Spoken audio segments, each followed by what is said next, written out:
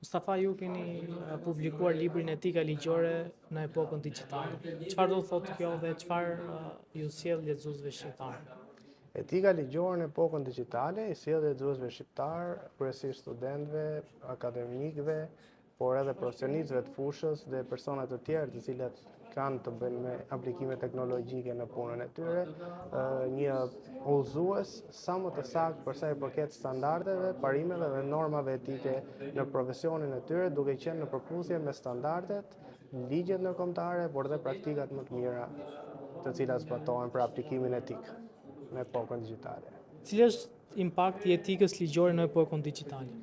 Impakti i etikës ligjore në epokën digjitale do thotë një zhvillim i qëndrueshëm, do thotë një inovacion me impakt për sa i përket zhvillimit të drejtave të njerëzit dhe zhvillimit ekonomik të qëndrueshëm, ruajtjes së kohezionit social dhe gjithashtu një transparencë sa më të qartë, politikë bërje sa më efektive dhe një ruajtje e sa më e mirë standardit ndërkombëtar të aplikimit etik në përputhje me standardet ndërkombëtare.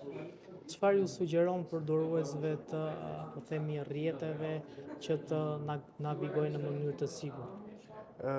Secili prej nesh mbart në vetvete përgjegjësinë etike në navigimin e rrjeteve sociale. Secili prej nesh mbart një identitet digjital, ashtu siç ne kemi të drejta dhe detyrime në jetën e përditshme dhe në botën digjitale kemi të drejta dhe detyrime për të respektuar të drejtat tona, por edhe të drejtat e personave të tjerë, pa kufizuar privatësinë e tjetrit dhe pa ndërhyrë në dinjitetin dhe lirinë e personit tjetër. Çfarë do u thoni shqiptarëve që të kenë kujdes në raport me përdorimin e inteligjencës artificiale? Për sa i përket përdorimit të inteligjencës artificiale, duhet të jenë shumë të kujdesshëm me të dhënat që ato fusin, sepse këto modele ushqehen me të dhëna dhe këto të dhëna ruajnë. Duhet të kenë aplikimin etik për të mos të shpërndarë informacione personave të tjerë pa autorizimin e tyre, mos fusin në PDF apo formate të ndryshme dokumenta shtetëror që ato mund të kenë pasi mund përmbajnë të dhëna sensitive.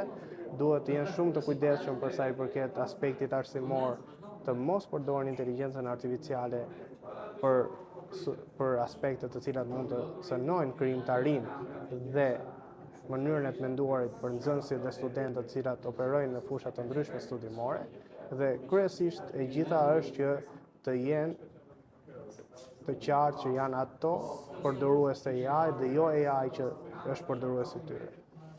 Në eksperiencën tuaj, a mendoni që shqiptarët tregojnë kujdes në përdorimin e të dhënave konfidenciale gjatë shërbimeve që ato marrin?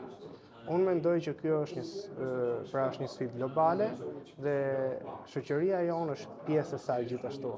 Por në këtë botë kur informacioni tashmë është i pranishëm kudo, besoj që edhe shoqëria jonë ka filluar të mësojë dhe është e qartë për sa i përket zbatimit etik të këtyre normave.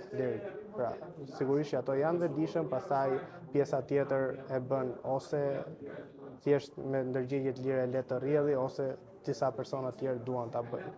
Janë një pjesë e vogël të cilat nuk e dinë për mendimin tim, në opinionin tim. Keni ndonjë thirrje për lexuesit? Thirrja ime për lexuesit është thjesht të kenë dëshirën për të lexuar jo vetëm librin tim, po çdo lloj libri dhe sigurisht ky libër sjell etikën e epokën digjitale, e cila është një temë që në aktualitetin ku jetojmë, aplikimi etik i teknologjisë që është një element që ndikon jetën tonë përditshme, besoj është një temë shumë e rëndësishme për të kuptuar të drejtat dhe detyrimet tona, por të jemi edhe sa më të saktë në përdorimin e teknologjisë, duke zbatuar të drejtat dhe detyrimet e çdo shtetësi, por jo vetëm. Faleminderit për intervistën dhe të uroj shumë sukses. Faleminderit.